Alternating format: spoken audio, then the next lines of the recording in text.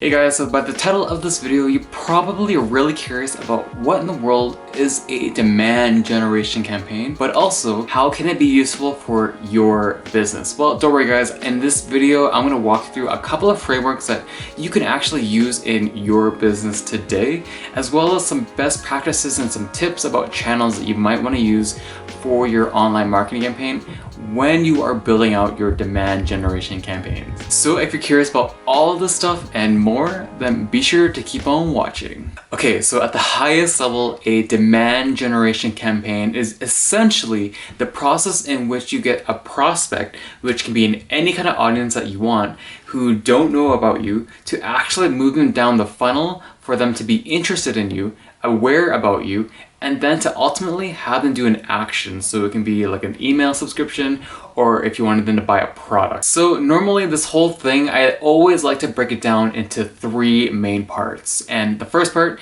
you gotta understand the funnel. Basically, what kind of guiding kind of element and or structure will you be using for this whole demand generation campaign so that you can really optimize the channels, the content, the messaging, so that you're bringing the right people to the right place at the right time. Secondly, you really have to understand the channels. So basically, if you're gonna be having this awesome structure from start to finish, what does that kind of look like on a per channel basis? So basically, if you have an audience or a prospect, what kind of channels will your audience be engaging with you, in the sense that if they are engaging with a Facebook, a Google campaign, or a retargeting campaign on any channel, is that deemed as profitable? And if it is yes, then that is a channel that you want to include in your kind of framework structure. And the last thing is content. And content, what I mean by that is pretty much the messaging, the language, the pictures, the image, the copy, from start to finish. It has to be super curated. It cannot be kind of copy and paste.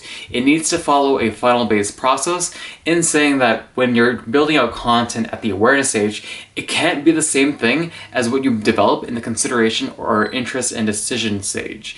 It needs to be kind of all curated, all different, and so that it also follows through and drives the prospect down a funnel so that they're more interested in learning more about your product. Okay, so to take a few steps back to step one, where we talk about the framework structure, there are possibly two frameworks that you can possibly use that I personally always use.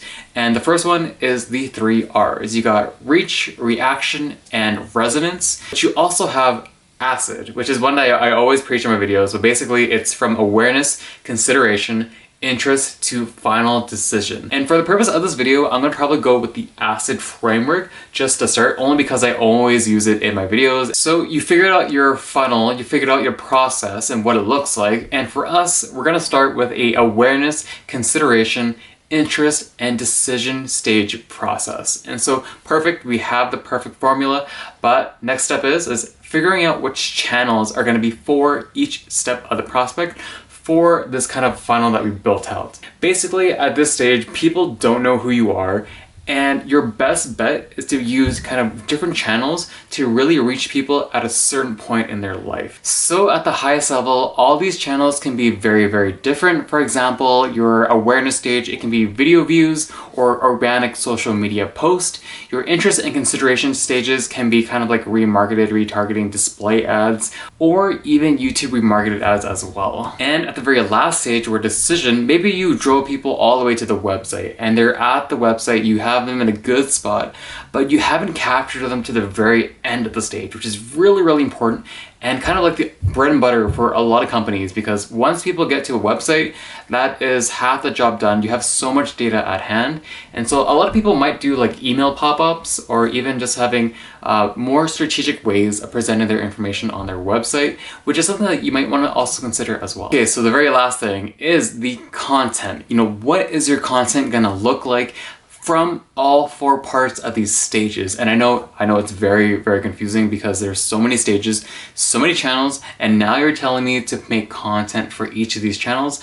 What in the world do you mean? So your content and your messaging at the very awareness stage, you possibly want to hit your audience with kind of like more broad and kind of awareness education kind of material. And so whether it's you creating a social media post that talks about some really cool statistics about how your business is making an impact in this kind of like industry, or even as easy as maybe a YouTube ad that has like 5 top things about, maybe saving money in 2021. The content that you're making is reaching a need of your target audience, but it's not necessarily pushing out an offer. You want to push a need and a sense of urgency to these people that you're reaching, but you do not necessarily want to bombard them with like, oh, buy this product, buy this product, buy this product. So do not do that yet. So at the C and I, which is the consideration and interest stages, this is kind of where you kind of want to get more strategic with your messaging. So at the first stage, you have the broad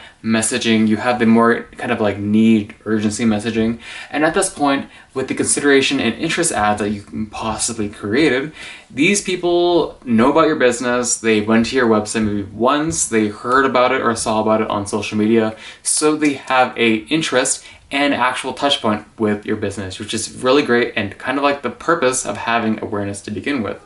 But at the consideration and interest stages, this is where you kind of need to be more strategic in the sense that you need to put an actual offer. And it doesn't have to be your best offer, but having some kind of offer where it's like, okay, so you've seen an ad. Here's a 20% off discount code because you have interested in us. And so your ads on either Facebook, Google, you name it, whatever platform you kind of choose for your channel that fits best with your business. Basically, you want your messaging in the second and third stages to be more kind of product focused, offer focused, and really tying down to people that, okay, we know that you kind of saw something on our site or you engaged with us once or twice. Here's something that we want to treat you. Audiences will naturally be like, whoa, like these guys know about me and they know about my interaction with your business. So that's a done deal. So let me learn more about it. They necessarily won't kind of buy anything, or they might not show a really strong interest or action at this point, which is perfectly fine. I will say that because at the very end of the stage, which is your final decision-making stage, that is where you really want to hit home with your email coupons, your discount codes that people actually can use on your offer that you presented earlier. And so it's not necessarily like giving you the lowest kind of amount of sales, but it's really at the very beginning trying to push your messaging out there, push your sales out there, because if your product is super good and people are super happy with it, naturally they're gonna be talking about it and it's gonna go on their social media channels and it's gonna go within their circle of friends, and it's kind of like free marketing, like if you have a good product and you're doing all this kind of like offer to decision and awareness stage marketing that might cost you a little bit more money in the beginning to start with, but at the very end of the day, it's actually getting a really good job done. It's going to create a ripple effect of messaging and marketing for you that you actually don't really need to do, because if people see good reviews on products, if they see and hear about good feedback and recommendations from friends, that's marketing that you never really paid for, but it's kind of like an investment that you have to do in the beginning. So making sure that this process that you have out to build a demand generation campaign is funneled out from start to finish is the best investment that you can do for your business. So that's wrap to all my quick tips and tricks on really how to build a strong demand generation campaign so that you are building prospects from scratch all the way down to the final decision making where they're making it an actionable process that is seemed as profitable for your business. Thanks so much for watching, guys, and I will see you guys in the next one.